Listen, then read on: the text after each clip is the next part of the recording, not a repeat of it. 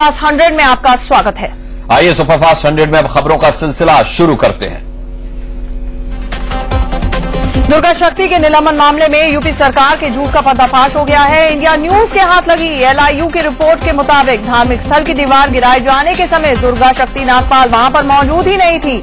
उनकी जगह जेवर के SDM मौजूद थे। जबकि इससे पहले मुख्यमंत्री अखिलेश यादव ने कहा था कि दुर्गा पर निलंबन की कार्रवाई LIU की रिपोर्ट के आधार पर ही की गई थी।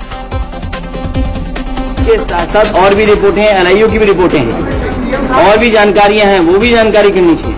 के साथ साथ और भी रिपोर्टें हैं, LIU की भी रिपोर्टें हैं, और भी जानकारियां हैं, वो भी जानकारी करनी चाहिए।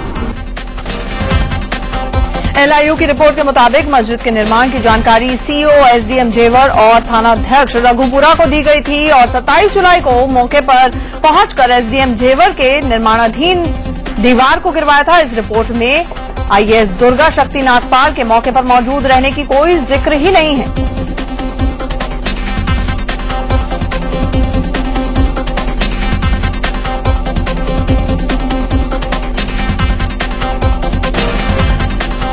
IAS दुर्गा शक्ति नागपाल के निलंबन को लेकर यूपी के मुख्यमंत्री अखिलेश यादव ने कहा है कि अफसर गलती करेगा तो उसे सजा तो मिलेगी। बहुत सारी चीजों का लोग विरोध करते हैं, या बहुत सारे बच्चे बैठे होंगे, मैं कह सकता हूं, जो अपने टीचरों से पिटे होंगे, अपने माँ बाप से पिटे होंगे, जो गलती की होगी। इसी तरह सरकार चलती है। अगर कोई अधिकारी गलती करता है तो उसको सजा मिलेगी। समाजवादी पार्टी के सुप्रीमो मुलायम सिंह यादव ने दुर्गा शक्ति मामले में चुप्पी तोड़ी है। उन्होंने कहा है कि दुर्गा को सस्पेंड करने का अखिलेश सरकार का फैसला बिल्कुल सही है। अखिलेश जो फैसला लिया वो सही है। पार्टी के मुखिया के नाते, पार्टी के मुखिया के नाते सही है। दुर्गा केस में केंद्र के दखल से समाजवादी पार्टी भड़क उठी है। पार्टी महासचिव रामगोपाल यादव ने कहा है कि अगर केंद्र दुर्गा का निलंबन रद्द करता है तो सभी IAS अफसरों को फिर वापस ले ले। तो उत्तर प्रदेश सरकार फिर ये कहेगी कि हमें किसी IAS की जरूरत नहीं है, सारे IAS को विड्रॉ कर लें, अपने राज्य के अधिकारियों से ही काम चला लेंगे। सभी IAS को वापस भेजने के यूपी सरकार के बयान पर मशहूर लेखिका शोभा डे ने व्यंग करते हुए ट्वीट किया है। शोभा डे ने कहा है कि वाकई यूपी में IAS अफसरों की जरूरत नहीं है, वहां पर गुंडे ही सरकार बेहतर तरीके से चला रहे।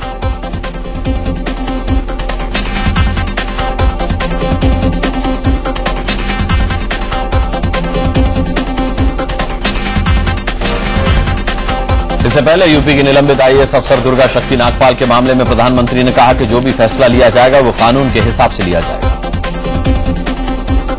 There are rules laid down and the rules will be followed, and we are in touch with the state government to find out the full details of the case. केंद्रीय कार्मिक राज्य मंत्री नारायण सामी ने कहा है कि अगर दुर्गा शक्ति नागपाल खुद अर्जी देती हैं तो उनके निलंबन को रद्द करने पर विचार किया जा सकता है। चार्जशीट आने के बाद अभी ऑफिसर अपील करना पड़ेगा। ऑफिसर अपील करने के बाद आप मेरिट पर निर्णय करेगा ये सस्पेंशन और चार्जशीट वैलिड है, वैलिड नहीं है। निलंबित IAS अफसर दुर्गा शक्ति नागपाल को यूपी सरकार ने चार्जशीट की कॉपी भेजी है और 45 दिन के अंदर उनसे जवाब दाखिल करने को कहा गया है। अखिलेश सरकार ने साफ संकेत दिए हैं कि वो इस मामले में अपने कदम पीछे नहीं खींचने जा रहे।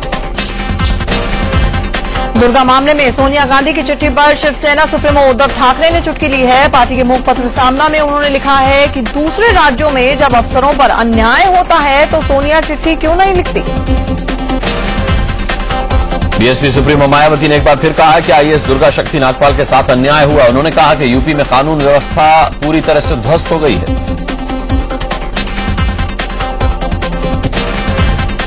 मुलायम सिंह यादव के सहयोगी रहे सांसद अमर सिंह ने दुर्गा मामले में यूपी सरकार पर निशाना साधा है। उन्होंने कहा है कि सरकार फैसले वापस लेने में माहिर है, वो इसे भी वापस ले लेगी।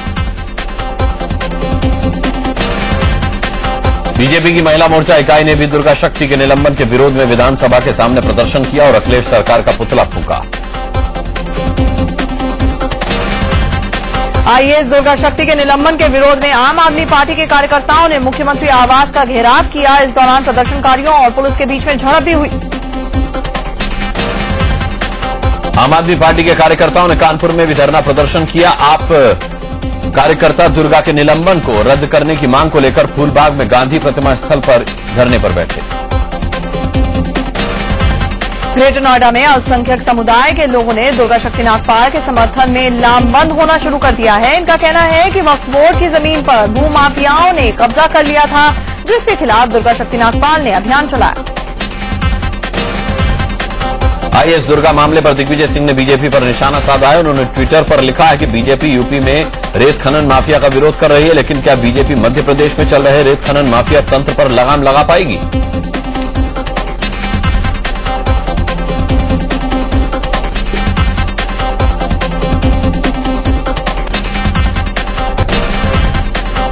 उधर जैसलमेर के एसपी पंकज चौधरी के तबादले पर सियासी बवाल मच गया है। बीजेपी ने इसे मुद्दा बनाते हुए सरकार पर हमला बोला है। कहा यह जा रहा है कि कांग्रेस विधायक के पिता और हिस्ट्री शीटर गाजी फकीर का केस फिर से खुलवाने के चलते तबादला हुआ।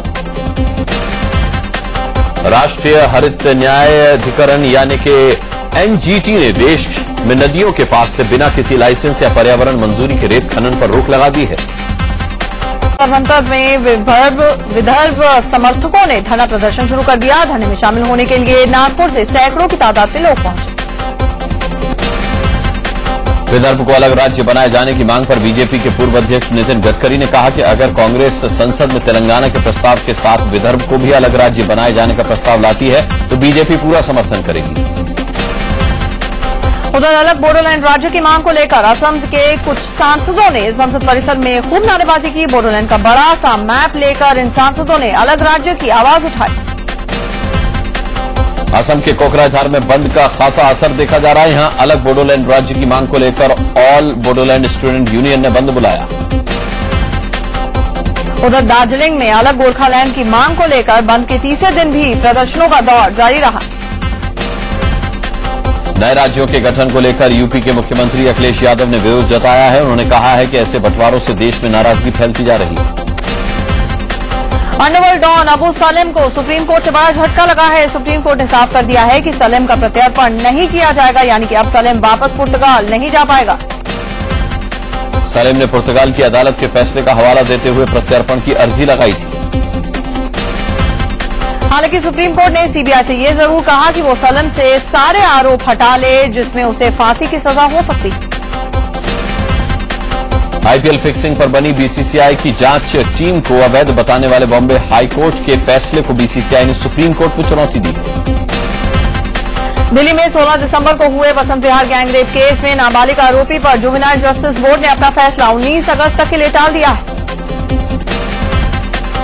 छपरा मिड डे मील कांड की मुख्य आरोपी और प्रिंसिपल मीना कुमारी की न्यायिक हिरासत 14 दिन के लिए और बढ़ा दी गई है।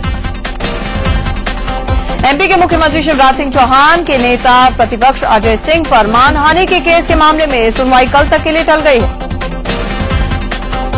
महाराजा फरीदकोट की 20,000 करोड़ की जायदाद को लेकर विवाद खड़ा हो गया है। महाराजा के भाई के परिवार ने इस जायदाद पर अपना दावा किया है। मध्य प्रदेश में शिक्षा के भगवाकरण के आरोपों के बीच शिवराज सिंह चौहान सरकार ने स्कूलों के साथ साथ मदरसों में भी गीता पढ़ना अनिवार्य कर दिया है।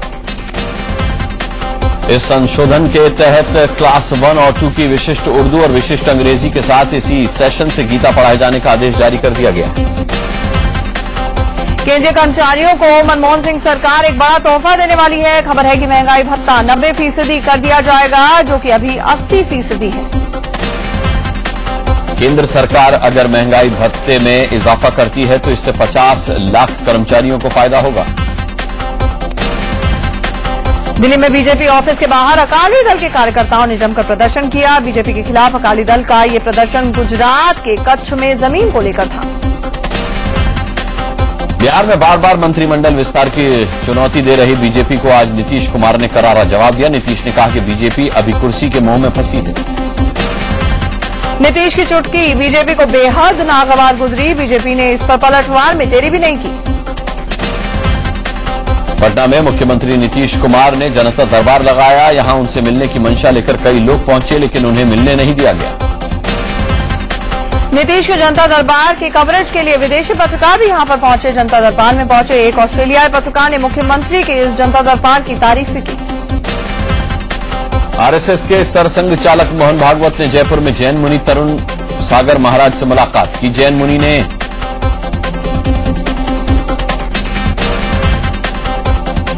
दिल्ली विधानसभा चुनावों के लिए मैदान में उतरे अरविंद केजरीवाल अब कनॉट प्लेस के नजदीक एक आलीशान बंगले में रहेंगे। करोड़ों की कीमत वाले इस बंगले को उनके एक समर्थक ने महज ₹1 प्रति महीने के किराए पर दिया।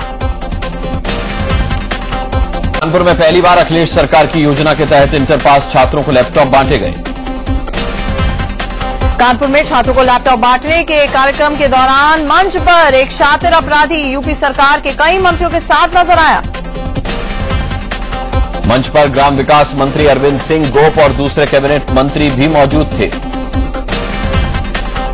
कन्नौज के हडेरिया गांव के छात्रों और लोग अखिलेश सरकार की लैपटॉप योजना से खुश नहीं हैं। इनकी नाराजगी की वजह जायज है। लोगों का कहना है कि लैपटॉप से पहले सरकार को गांव में बिजली पहुंचानी चाहिए। बिहार के गया में कांग्रेस संवाद कार्यक्रम में एंट्री को लेकर नाराज कांग्रेसियों ने जमकर हंगामा किया। जम्मू में एक बुजुर्ग की हत्या से गुस्साए लोगों ने जोरदार प्रदर्शन किया। जेएनयू में एक बार फिर छात्रा से छेड़खानी का मामला सामने आया है। आरोपी का नाम अभिनंदन वर्मा है, जो जेएनयू छात्र संघ उपाध्यक्ष भी रह चुका है। बैंगलोर में एक निर्माणाधीन इमारत गिरने से एक मजदूर की मौत हो गई है। बिल्डिंग के नीचे 7 मजदूरों के दबे होने की आशंका जताई जा रही है। मलबे से 3 मजदूरों को बचा लिया गया। दिल्ली के बिंदापुर थाने के पास नवीन नाम के शख्स को बाइक सवार बदमाशों ने गोली मार दी। नवीन का आपराधिक रिकॉर्ड है। कानपुर के शिवराजपुर इलाके में रहने वाले एक व्यापारी के 12 साल के बेटे को अगवा कर उसकी हत्या कर दी गई है। हरियाणा के सिरसा में गैंगरेप का सनसनीखेज मामला सामने आया है। यहां 2 बदमाशों ने लिफ्ट देने के बहाने लड़की को कार में बिठा लिया और उसके बाद उसके साथ गैंगरेप किया। पंजाब में भटिंडा के पौंछ इलाके पंचवटी नगर में पुलिस ने एक सेक्स रैकेट का भंडाफोड़ किया है। इंदौर में भी फ्रेंडशिप डे के नाम पर जमकर अश्लीलता हुई। एक 3 स्टार होटल में पूल पार्टी का आयोजन किया गया। रायपुर के एक होटल में फ्रेंडशिप डे के मौके पर पुलिस ने छापा मारा तो कई लड़के लड़कियां संदिग्ध अवस्था में मिले। इंदौर में फ्रेंडशिप डे पर एक लड़के ने अपने दोस्त के खिलाफ दुष्कर्म का मामला दर्ज करवाया। राजस्थान के जैसलमेर में भूकंप के झटकों से हड़कंप मच गया। हालांकि इस दौरान किसी तरह के नुकसान की कोई खबर नहीं है।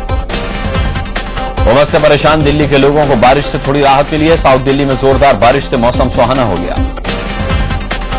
दिल्ली में जोरदार बारिश के चलते दरियागंज, दिल्ली गेट, चांदनी चौक समेत सेंट्रल दिल्ली में बारिश के बाद सड़कों पर पानी भर गया, जिससे जाम लग गया। सरयू और गंगा के उफान से छपरा पटना नेशनल हाईवे 19 पर बाढ़ का पानी आने से आवागमन बाधित रहा। आगरा के 190 साल पुराने आगरा कॉलेज ने पहली बार ड्रेस कोड लागू किया है। कॉलेज प्रबंधन ने छात्र छात्राओं के जीन्स पहनने पर ही प्रतिबंध लगा दिया। छपरा मिड डे मील कांड के बाद भी यूपी सरकार बच्चों के प्रति सजग नहीं हुई है। सीएम अखिलेश यादव की पत्नी डिंपल यादव के संसदीय क्षेत्र कन्नौज के सहरोई प्राइमरी स्कूल में मिड डे मील में बच्चों के साथ कुत्ते भी खाना खा रहे हैं। नागपुर के Deendayal Upadhyay institute of medical science and human resources ने इको फ्रेंडली बैटरी वाले रिक्शा लॉन्च किए हैं। इन रिक्शा को उद्घाटन बीजेपी नेता नितिन गडकरी ने किया। बॉलीवुड अभिनेत्री पूजा भट्ट का एक दीवाना पिछले 17 सालों से अमृतसर की जेल में बंद है। अब्दुल शरीफ नाम का ये विदेशी नागरिक सड़क फिल्म देखकर पूजा भट्ट का दीवाना हो गया और उनसे मिलने की ख्वाहिश में अवैध रूप से भारत में घुस आया था।